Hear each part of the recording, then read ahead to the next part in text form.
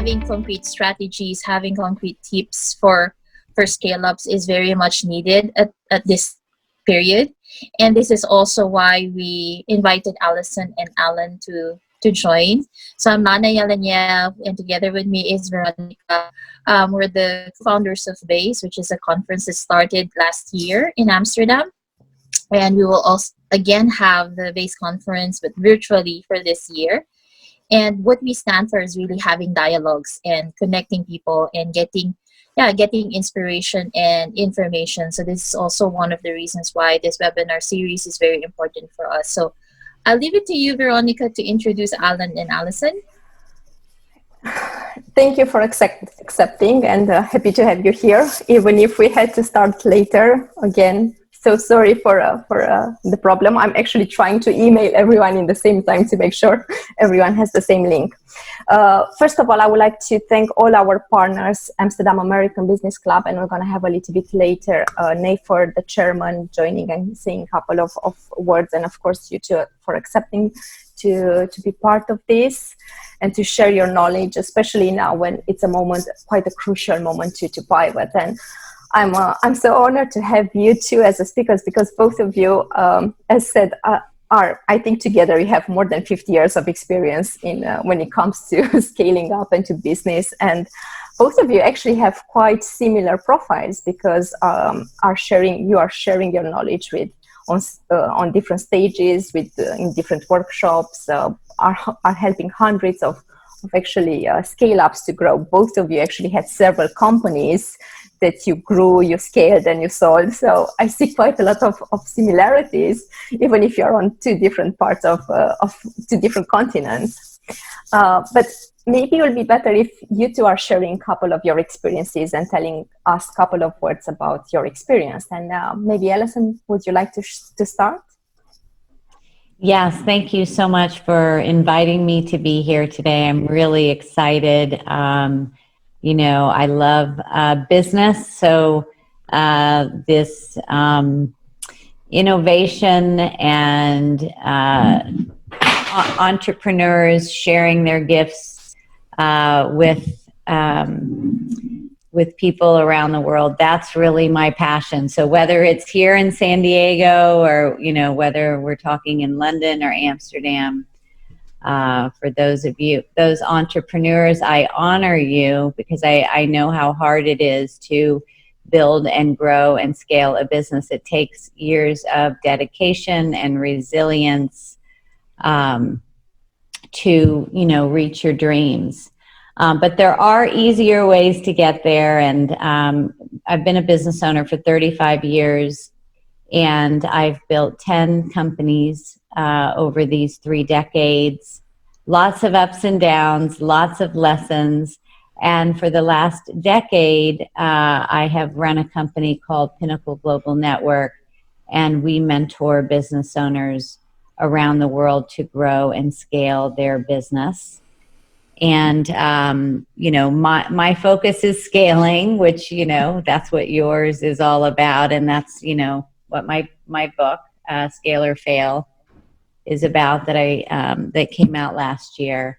And so it's really about helping business owners to multiply their growth and multiply the number of people they impact at the same time with the least amount of effort and expense.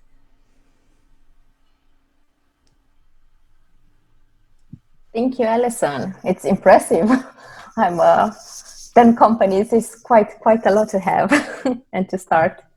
And maybe Ellen, would you like to share a couple of things about your business and what you're doing? Yeah, with pleasure. We'll echo what Allison said about entrepreneurs. It's I think we face some of the toughest times we've been through. They're unprecedented, and those that can adapt and change are the ones that I think are going to survive and thrive during this crisis. I absolutely love supporting mavericks and mold breakers, in particular, the people that really want to change the world. I often find I'm helping them break through barriers sometimes of being believed with their inventions or their ideas, and often find them help them find their unique asset, which they may not always be aware of that they've got, to help them scale their business and ideas. I have a boutique practice. I help at any one time 8 or 10 clients, and the working relationships usually last several years, helping them scale and often exit their businesses.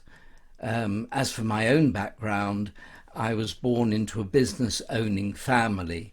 Both parents, grandparents, aunts and uncles owned businesses of all different sorts. And the joke in my family is that instead of saying mama or dada when my first words were cash flow, that's what I loved and absorbed growing up. And I found school really boring compared to all this exciting business stuff that I could hear all around me at the dinner table.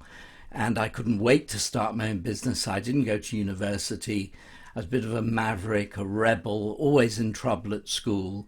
And much to my parents' horror, who hoped I'd be a lawyer or accountant like the rest of the family, I wanted to be a pop star and as a drummer, as a rock star. So I left school early and formed a band. My parents were in absolute horror, but luckily for everybody, I failed miserably as a drummer. But I still had this business bug, and I started a business that was renting out sound equipment to bands linked with my music and drumming. And then I sold that business to what was then my biggest client, a band called The Jam. Some of you might have heard of them. I toured the world with them as a sound engineer. And then with that money founded a company that manufactured professional audio equipment in the UK called Turbo Sound, and grew that and scaled it up and merged with another company and bought another company, and we grew it to quite a size. And I lived in the States, in New York, for a number of years, getting the business up and running there. And if I might be allowed to just drop a few names, I'm glad to say, and sorry about this, Alison, I sold good English speakers to the Carnegie Hall and Grand Ole Opry and Joni Mitchell and Frank Sinatra and all these, Pink Floyd and all these bands that we had a great time with. Anyway, to cut long story short, I found it scaled up and sold 5 companies that have generated over £200 million worth of sales. They're still trading. I'm very proud of this. They're all still trading at about £20 million a year. And one of the companies I led won the Queen's Award for Export, and I've raised money for investment and also helped my clients raise money for their businesses. So that's a bit about me. Thank you. Between you two, we are definitely in very good company here. What a great story. I love that. Yeah. Thank you. Exactly. Thank you for sharing, how you started and what you're doing right now. So with all the things that are happening, what are you noticing with scale ups? How are they reacting or adapting to these situations? And it's all actually fascinating, because then we'll see two different sides from the UK and also from the US, although I know that you also have international clients. So yeah, what are you noticing with scale ups right now? Well, I when everything went into lockdown, which was mid-March, we had our clients on a pretty good trajectory kicking off the year. And, I think that they're grateful that we have a community around them and a support system, because I think initially everybody was a deer in the headlights, like, is this really happening? What the hell is happening? Is the bottom falling out? So the initial reaction was panic. But we were really able to help them to shift their mindset and say, okay, what creative ways can we meet the demand? What is it that your clients need right now? What are new ways to reach your clients? And so what has happened is pretty amazing. Plans that maybe some of the businesses were going to launch products a year from now actually did it in under 2 weeks. And so I'm sure, Alan, you're seeing this as well, these unbelievable pivots. For instance, a client that has a UV lighting company is now using their technology for cruise ships to kill viruses. We've had video companies that would normally video in person are coaching people through Zoom while they do their video, and then they send them the video to edit. So we literally have gone through business, one business after another, helping them to create these new revenue streams. And many of them have had record months through this challenging time. But it is, there is no time or room for perfectionism. There is no time or room for analysis paralysis. We just say, don't worry, be crappy, is my saying. Get it out there and, perfect it along the way. And, the goal that we have for them is that they come out of this stronger than when they went into it. Now, those that have brick and mortars, that have retail locations, restaurants, have been a bit more challenging for them. But even for them, we have worked on helping them to do, for instance, bridal stores, to have, virtual fittings, and restaurants that are having, baking kits and, quiche kits and drive-by sangrias, really anything to just continue that commerce and getting their business out into the marketplace. But if you wait too long and you think too long, then it's going to be too late. But that's the good thing about small business, that they can shift, but you have to be willing to be nimble and to be flexible and to act quickly. Thank you. So that means creativity and taking action. Those are the main trends at this point. 100%. Yes. And you like How that. about you, for Alan? What have you noticed with your clients or with scale-ups?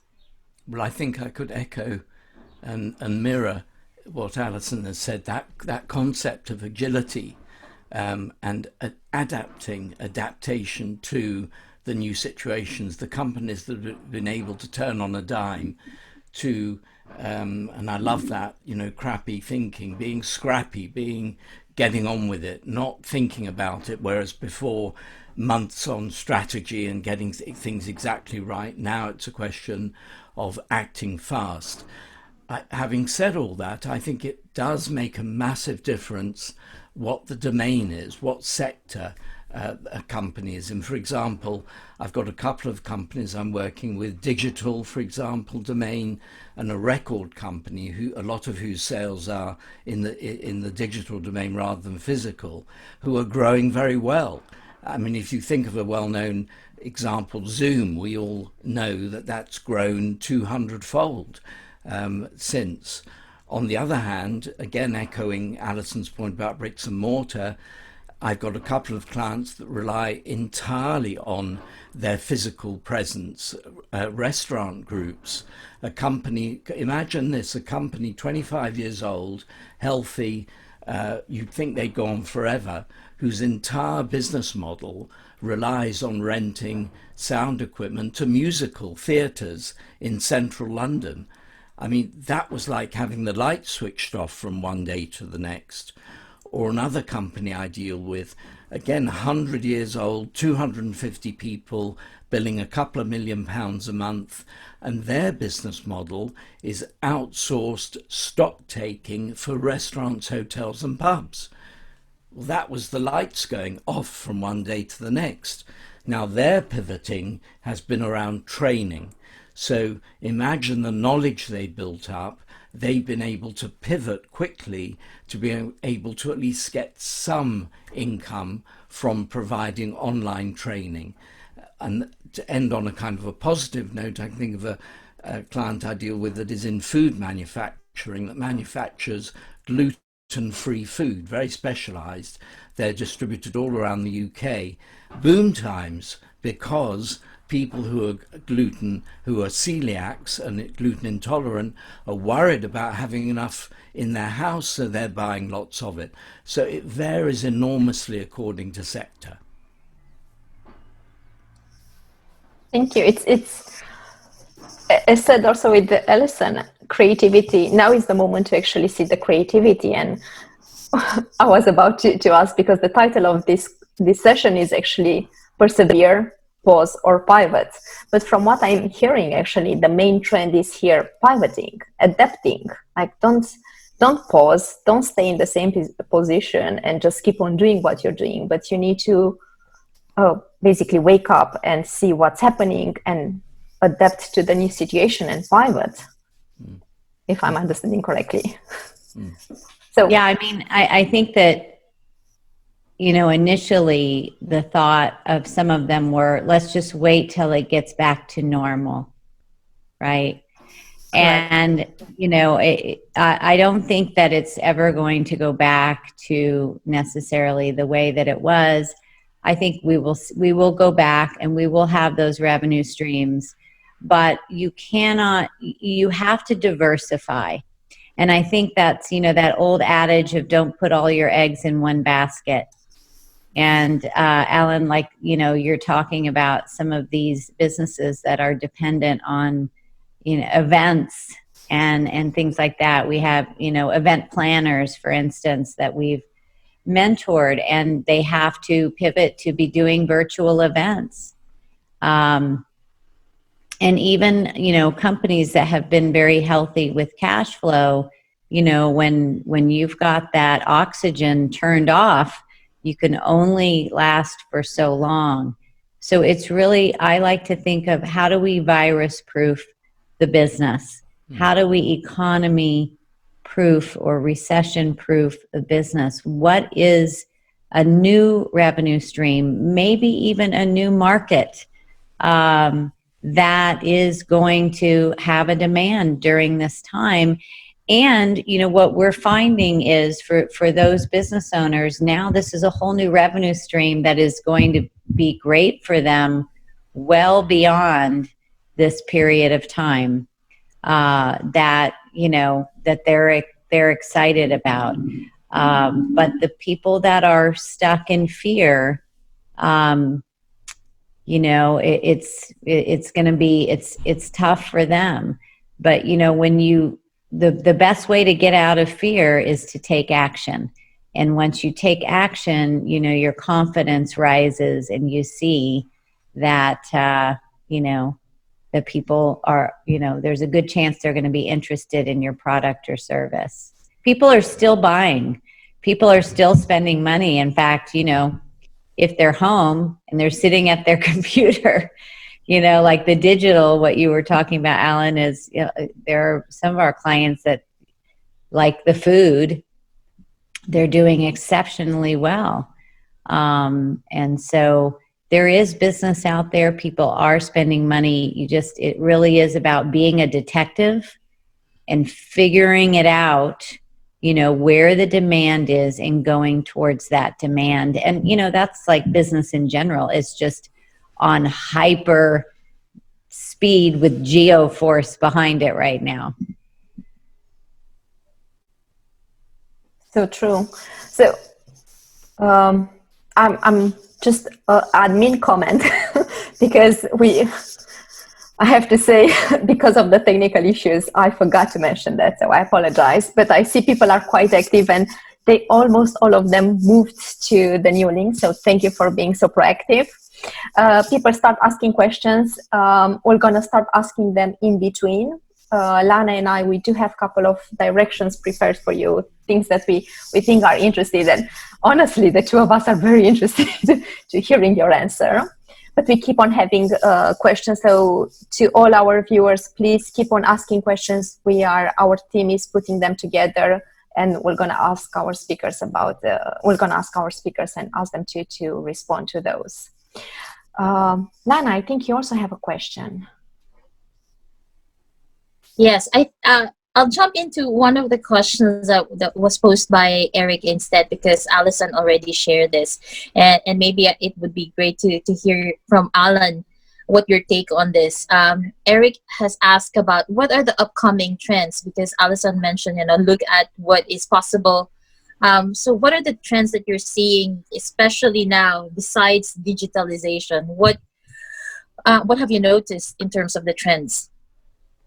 Well, I can speak to the UK mainly rather than outside the UK, but I think there's going to be a new normal. I really do. There's a client I deal with who has a big client of theirs that is in Scotland, and they're based in London. And 2 or 3 times a year, it was standard that they would go and visit that client by air. They would take a couple of days, they'd travel up to their client in Edinburgh, have a meeting for most of the day and come back. With the new situation, they're doing it on Zoom.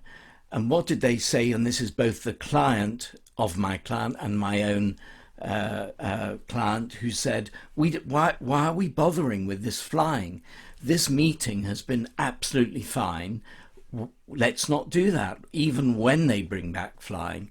So I think we're going to see an obvious trend for all of us, both as people, businesses and so on, which is less travel and more doing meetings like this when necessary. We've got used to it. It's pushed us into it. I think from a food point of view, more delivery. I know of several elderly people, 80s and 90s, who never used the internet before, would always jump in the car and go to the supermarket. That might be an outside trip, could be one of the things they do as a regular thing. They've been forced by the lockdown to have to order online.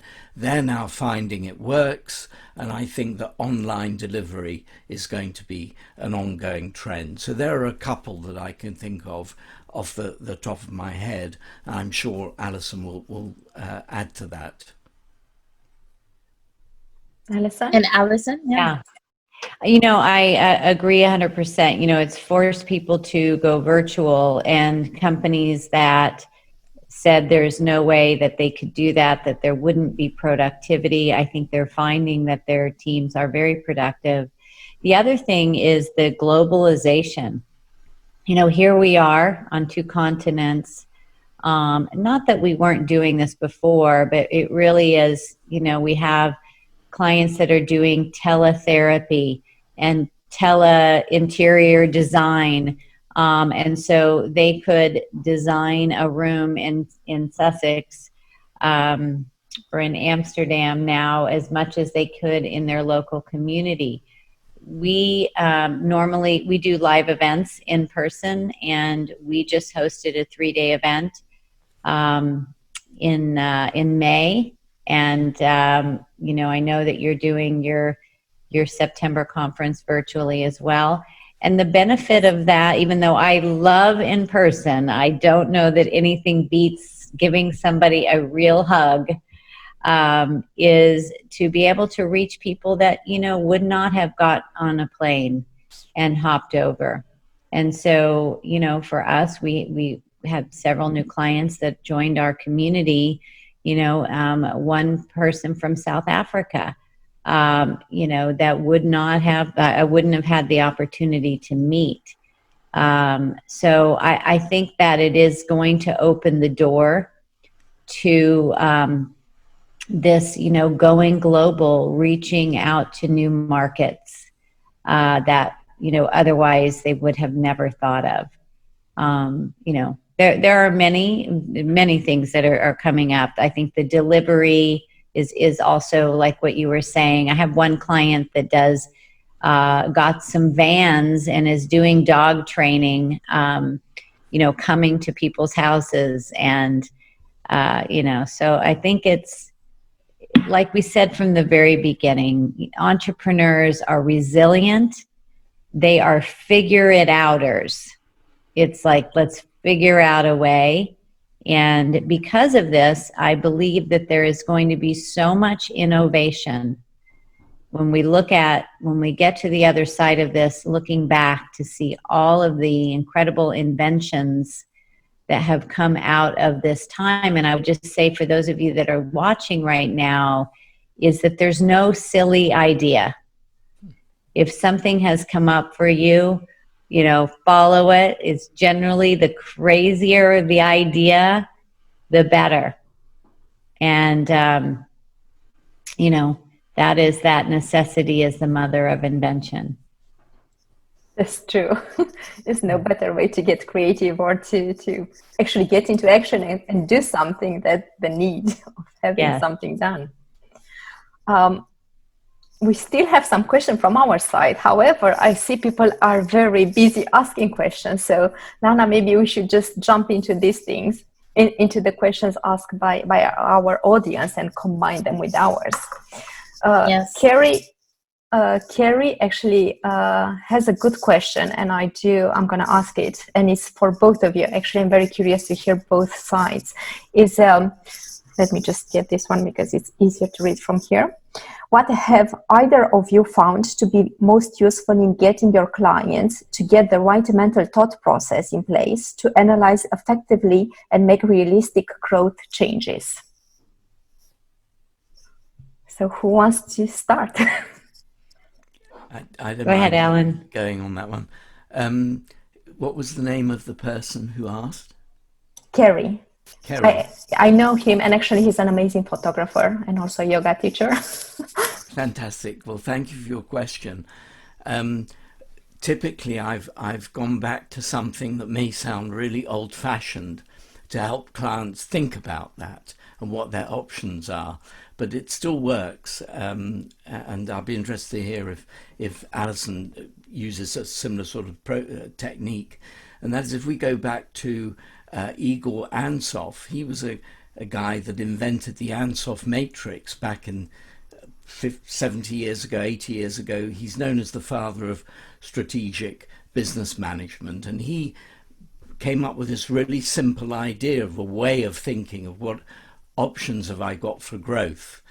And one idea is market penetration. In other words, doing the same thing but more of it, the same services or products, whether it's photography or food, whatever it is, into the same market and going and doing more of that. Then a second idea is product development. In other words, coming out with new offerings to the existing market.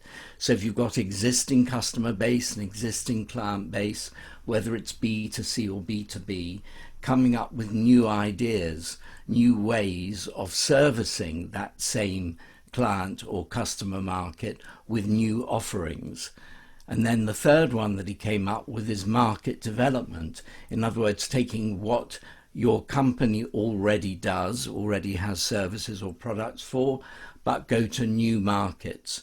I'm making this up, I don't know what your business is, but if you currently make photographs of weddings, why not make photographs of buildings or something totally different? It's the same product or service, but to a different market.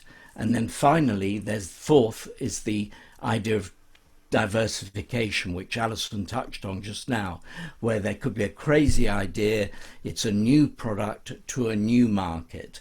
And of those, I've said them in order of risk. So the most risky is something completely new to a completely new market. And I think if you try those four ideas and maybe Google the Ansoff matrix and experiment with those on your own businesses, that is a way to think about ways of pivoting or changing or growing. Thank you, Alan.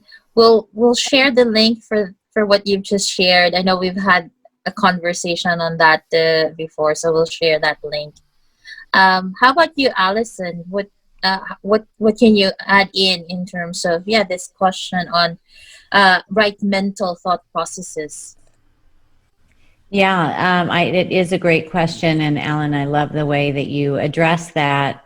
My father was really my first mentor, and he would say he ran a women's clothing chain in the United States. And I was always coming to him, to get good business advice. And when I was younger, I used to think that it needed to be a very complicated, intricate answer.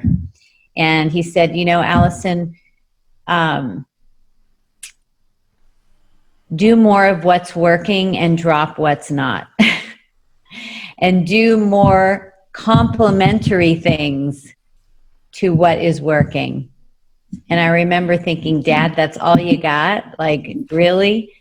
And the more that I had my own experience, I realized how brilliant that was. Sometimes we have a hard time letting go of what is not working, and we just beat our head against the wall when, there clearly isn't a demand there. The other thing that I would say, and I'm just going to use the example for photography, since that is your business, is the idea of scaling is this: how do we go from one to one to one to many? How do we multiply the number of people we impact with less effort? And so some ideas would be for photography might be that you create a subscription program and you train other photographers, and people pay a monthly fee and they get a certain amount of photos, over a period of time. And so that that you have this consistent income that you can count on. Another might be that you're going to train photographers how to build a successful business. Completely new market, completely new product. But you're able to teach, and maybe you have a mastermind around that. So it's that singular effort where you're reaching a lot of people. And obviously it's something that you would have to want to do and to be passionate about it. But to start thinking out of the box, how do we multiply and reach more people? I mean, kind of like what we're doing now. We're having one conversation, but we're reaching many people at one time instead of just having that one-on-one conversation. So that's the way that my brain is always thinking. It's like, how do we multiply this? How do we really get this out into as many people as we can so that we can change as many lives as possible? That's really where my head is at. And then, on the more analytical way of looking at is to really look at the numbers and look at the metrics and to say, okay, this is my financial goal. And, let's work backwards and see, how many sales, how many people do we need to reach to make that happen, at what price, and is that doable? So, it may change, and you have to be willing to pivot along the way. So that's kind of my thinking. Thank you. How important, this is more from me, the question, how important do you think is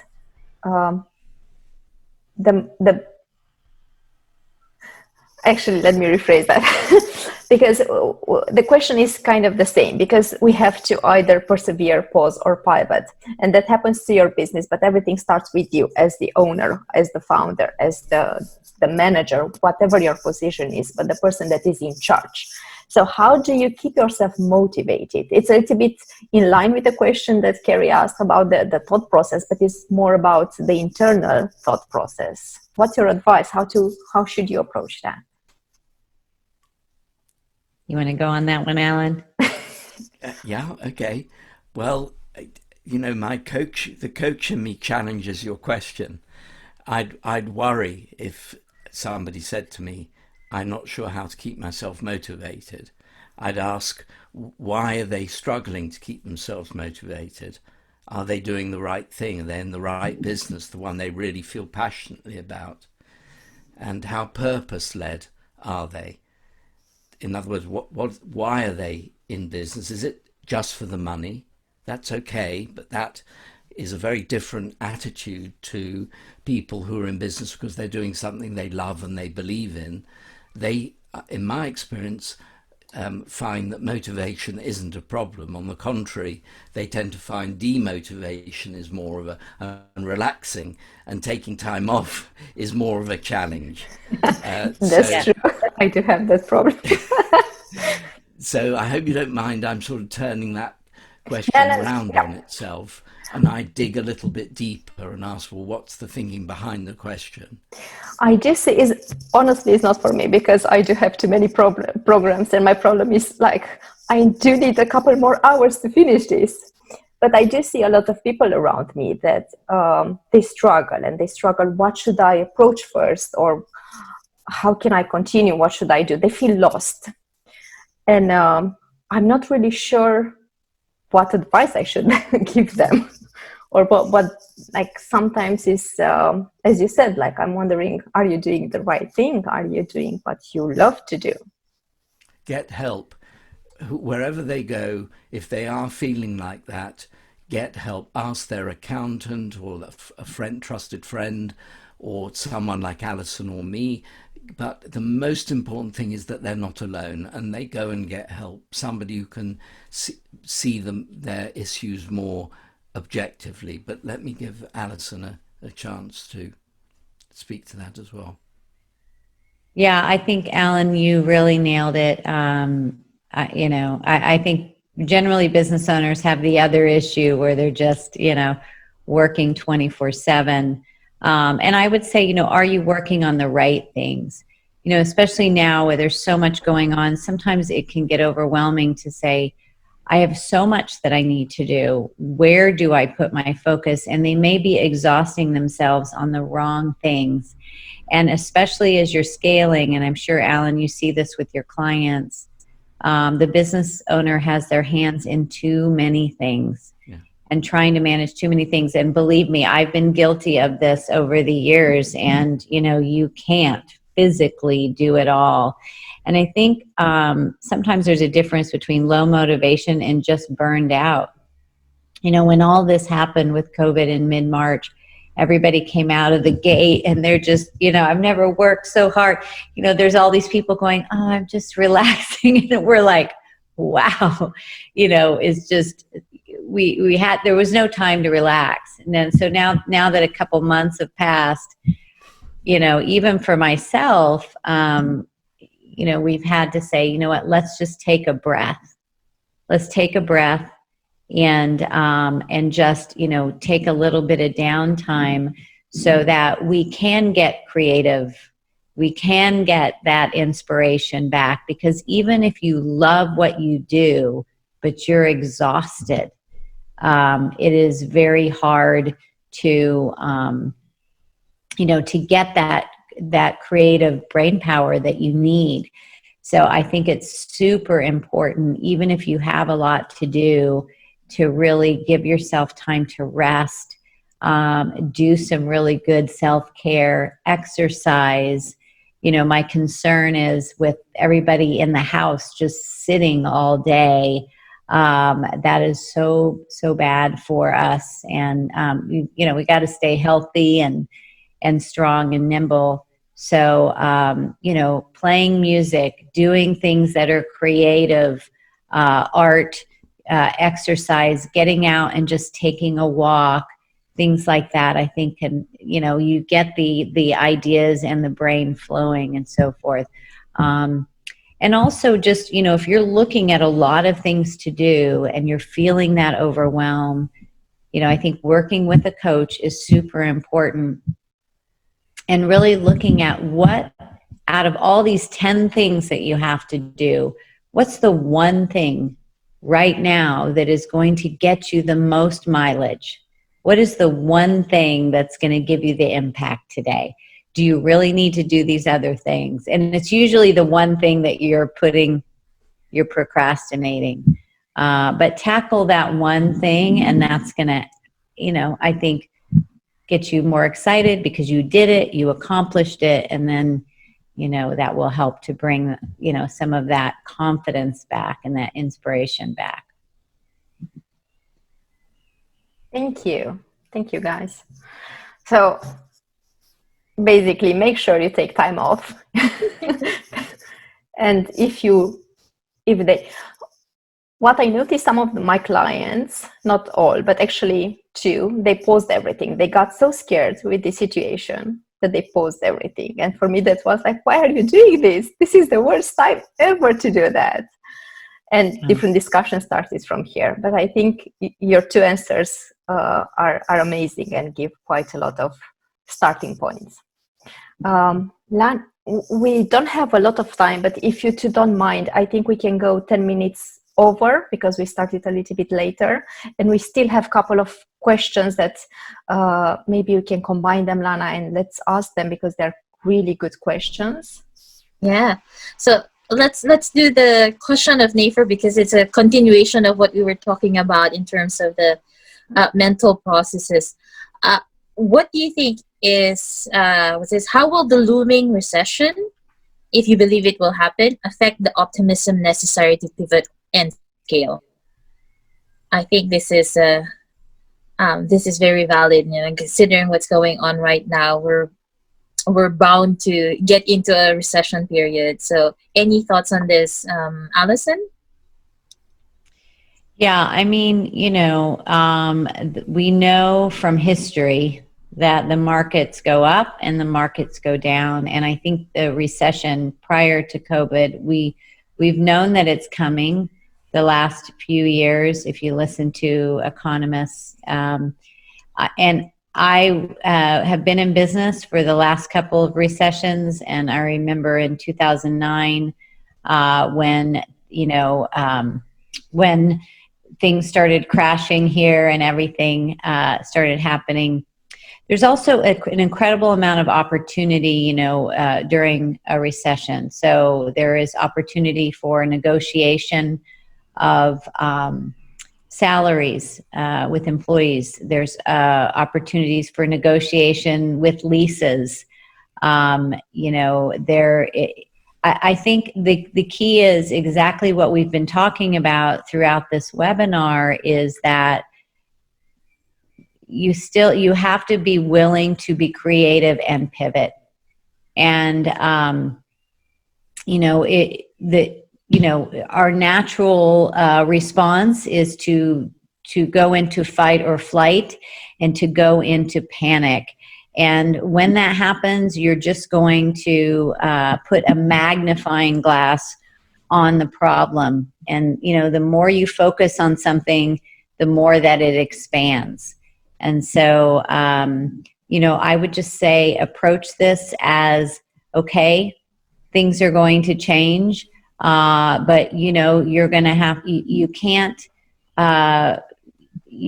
expect to stay the same and, continue to flourish. When things are good in business and things are rolling along, in some ways we get lazy. And we just sort of do the same thing. We get stuck in habit. But I do believe going through these tough times will actually make us better entrepreneurs. And there are a lot of incredible businesses that have even started in a recession. So just open your eyes, open your ears to what the demands are, what the opportunities are. And this is not a time to pull back. This is a time to double down. And the more visible that you are during this time, the stronger that you'll, that you will weather the storm and come out the other side. So, there are a lot of millionaires and billionaires that are made during a down recession. If you're willing to get creative and take action. That's a good answer. And Ellen, I would like you to combine this answer with another question that is very specific to UK. So this is why I'm going to combine them. Dennis is actually asking, with respect to the international expansion of the UK companies, companies based in UK because of the Brexit that are going everywhere, especially in the Netherlands. Do you see, what's your opinion on that? How would this crisis affect everything, or what's happening now? So maybe if you can include the Brexit in your answer would be great. Sure. I'll deal with the Brexit part first, and that is that creative UK companies have already started to work with Brexit in mind and a Brexit no deal. They're assuming that we're going to come out of this with this government one way or the other, and they're already beginning to turn their attention to markets other than Europe. So where 50 or 60% of their exports may have been going to Europe, they've now reduced those and they're focusing on other markets like the States, like the Far East, like the Middle East, and so on. So I think that agile companies are already beginning, and I'd advise anyone who isn't and is thinking about what's going to happen for Brexit to imagine that Europe doesn't exist. I'm going to an extreme there just for a moment. Imagine that the European market is barred from us. And then what would you do? It's like, imagine we never go back to normal and we're always going to be locked down. What would you do? Sometimes imagining those extremes, even though there's probably going to be something in the middle, really helps to focus our minds. And that way, if you imagined exporting to other countries outside Europe, I think that would be the way to attack that and to approach that. To pick up on the recession point, I totally agree with Alison that some of the best times to start businesses are during recessions, during a downturn, because the only way is up. And actually, bootstrapping, doing things the hard way, not having loads of money around to get a company started, it can become a bit like a spoilt child, when a child has all the money that they could ever imagine and then suddenly they don't. That's much harder to adjust to than a company that has to be really careful with every penny and has to make every action count. On a more general point, though, I'm imagining that a lot of the people listening to this today have existing businesses and they're very worried about what's happened and what could then come from a recession. And in those cases, I found entrepreneurs, let's face it, we're proud, aren't we? We're independent, we're autonomous. We don't like asking for help, but our governments are doing everything they possibly can, borrowing tens, hundreds of billions of pounds and dollars to help keep businesses afloat. Go and get help, find whatever the government is doing in your country. In our country, in the UK, it's furloughing workers. Furlough, that's a new word for us in the UK. You know, I knew it from the States, but this is new in the UK. And I know a number of entrepreneurs, I don't want government help. You know, we can manage it alone. Forget it. Get whatever help you can. There's cheap money to be borrowed from the banks. Yes, they are. I was going to say something rude. They're not nice to deal with, but it's worth it. So get all the help you can. Be agile. Pivot. Think of new ideas to get through. And one final piece of advice is cut early and cut hard. Don't imagine that the next month it's going to get better and the next month it'll be better after that. You've got to cut a bit again and cut a bit again. It's better to overcut, if you can, costs to begin with and then have something to play with during the months of the recession, or hopefully months.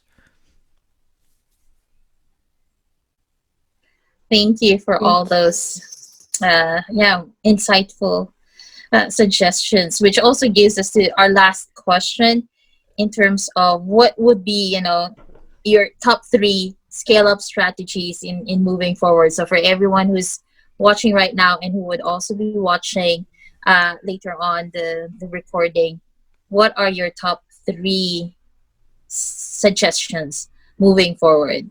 So we'll start with Alison and then we'll have Alan next. Well, I think it's hard to narrow it down to three, but let me think for a second here. First of all, it's very hard to scale up if you're the one that is doing everything. Ultimately, a successful business is one that you can leave for a good period of time and it continues to grow without you. So if you are the bottleneck and you have to approve everything going in and out of your business, it cannot grow. It can grow, but there's a very strong ceiling, it cannot really grow beyond you. So the goal is to replicate your genius, and turn it into either a product that you can multiply beyond you, or replicate through a team and build a team managed company. So for instance, in my business, Pinnacle Global Network, I used to do all of the mentoring, but I could only help so many people. So now we have a team of CEOs, 12 of them that have built very successful companies, and they are mentoring. So we're able to help a lot more people. So really looking at what is your multiplier. And that's really addressing what I said earlier about your one to many. And I would say number two would be look at what you're doing and ask yourself, am I doing it because of habit? Am I doing it because this is the way that I've always done it? And I think that we're conditioned to sort of fall back into our set point. It is our comfort zone. So I say, be willing to get uncomfortable. Be willing to do things that are scary. There is a saying that if it doesn't take your breath away, it's not big enough. So be willing to take the leap, even if you don't know what exactly how it's going to come together. And then the other is, work with somebody that has already scaled up. Don't sit there and try to figure out how to do this on your own. I am here today because I've had great mentors, great coaches, and I have been willing to ask questions even today that I don't know. And, lots of things that Alan is saying, I'm sure I could learn from Alan and he could learn from me. Like, be a sponge, be willing to learn and grow, and know that, surround yourself with other business owners as well, like in the community that you have here, which is wonderful. It can be lonely as a business owner and it can be scary, but just know that other business owners are feeling the same thing. So support one another, lean in, you're definitely that you are stronger together applies to what is going on here. Thank you so much. That's so beautiful. Alan, actually, I couldn't agree more with Alison. The togetherness and forming little groups of co-helping 6 or 8 business owners together, maybe meeting monthly on Zoom or eventually physically, sharing problems, sharing issues and so on. It can be a really positive thing. To go back to the original question, I'd refer back to what I was saying before, and of those ideas of ways to scale, ways to pivot. I would say that coming up with new offerings to your existing client base is the safest, it's the least risky of the ideas that we talked about before. So your clients and customers will know you, your brand, your service and so on, trust you. You've got a business there already. I'm just going to assume that for the moment, that many of the listeners are people with existing business rather than wantrepreneurs. And those are the people to think of new ideas to bring to them because they already know you. And I'd say that is the simplest shift away from what you're doing at the moment and carries the least risk. If you do feel, though, that that's not going to be enough and you want to take a bit more of a jump, and yes, I totally agree with this idea of it needs to feel uncomfortable, it needs to feel like, you know, taking your breath away, as Alison said, then yes, going for it more, coming out with those crazy ideas. And to do that, you can't do it at your desk and in front of a computer. And whether it's in the bath or the shower, and as we're gradually allowed out, we can walk around our homes and maybe go into the park, but looking up and out and away is literally looking for bigger ideas, looking up into the sky, looking at a distance rather than down or in a screen as we are now. A bit like walking, instead of looking at our feet and looking 1 foot at a time, one step, looking up and out and imagining, I wonder if we could try this, and then try it and see what happens. That would be my advice and thoughts. Thank you so much. I do feel so inspired after this. And thank you for staying so long with us, even if I know, Alison, for you it's really, really early, and Ellen, for you is quite late in the evening. I would love to stay. I can't believe 1 hour passed. If it would be up to me, to be honest, I will stay quite longer. I'm gonna let Nefer in the meeting. He wants to say a couple of words, and then Lana and I think we'd love to have like a short summary of what we discussed here. And if you want to share anything with the audience afterwards, and of course we're gonna place all the links so they will be able to find you, to follow you on social media, will be great. Lana, am I forgetting anything? Yeah, I think that is it. So if we can have Nefer to be with us in this call. Okay, hi everyone. I first got to start by thanking Alison and Alan for your incredibly insightful comments and suggestions. They've never been more necessary. And there's so many nuggets of information that all of us as entrepreneurs, as employees, as people that are just trying to get by, we can take from this. Now, for those of you that don't know me, I'm the chairman of the Amsterdam American Business Club. We are a networking organization based in Amsterdam. And due to this COVID crisis, of course, we haven't been meeting in person. So we have pivoted to try to host some webinars as we are today. And so I also want to take the opportunity to thank Veronica and Lana for letting us co-host this event with you. Veronica is one of our very much esteemed and excellent board members, and Lana, of course, you have an incredible amount of talent as well. And I personally thank you on behalf of the ABC and its members and our interested parties and guests that are attending today.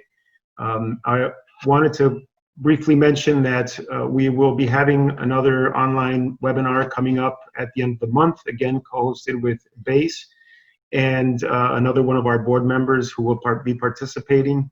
And then we will be having another virtual town hall meeting with the U.S. Ambassador, Pete Hoekstra, to give his thoughts about what is going on from his perspective. And we're currently planning other webinars to close out, and God willing, we will be hosting our first live event maybe in July. That's what we're planning at the moment, but I don't want to be overly optimistic because a lot of it depends on the venues and whether or not we can actually do this. But rest assured that we're doing everything that we can in order to get back into the normal groove of things. I will close, if you don't mind me saying, that change, early on we had a brief discussion, we are living through changing times, and it's wrong, in my opinion, to think that we're expecting the change to happen. We are living through it. And if I may paraphrase John Tolkien, J.R.R. Tolkien, we do not decide the times in which we live. All we have to decide is what we do with the time that is given to us. And this, I think, is a bit of an echo with both what Alan and Alison have said, that let's just focus on the things that we can control.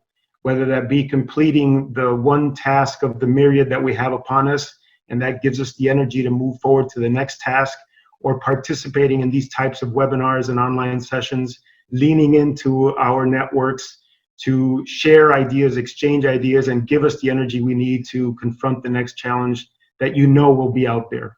So again, thank you all very much for your time. I look forward to seeing you all again virtually, and certainly to give you a hug, perhaps cautiously, next time we meet in person.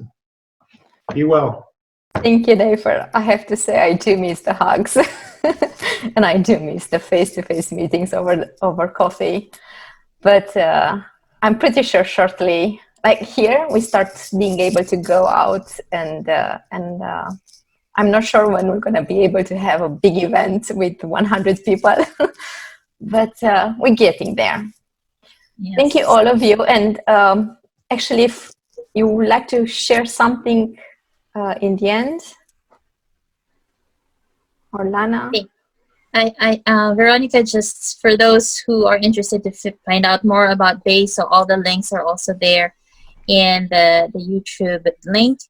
And we're also going to be rolling out our speakers for the virtual conference for 2020. And our theme for this year is humanizing businesses beyond profit.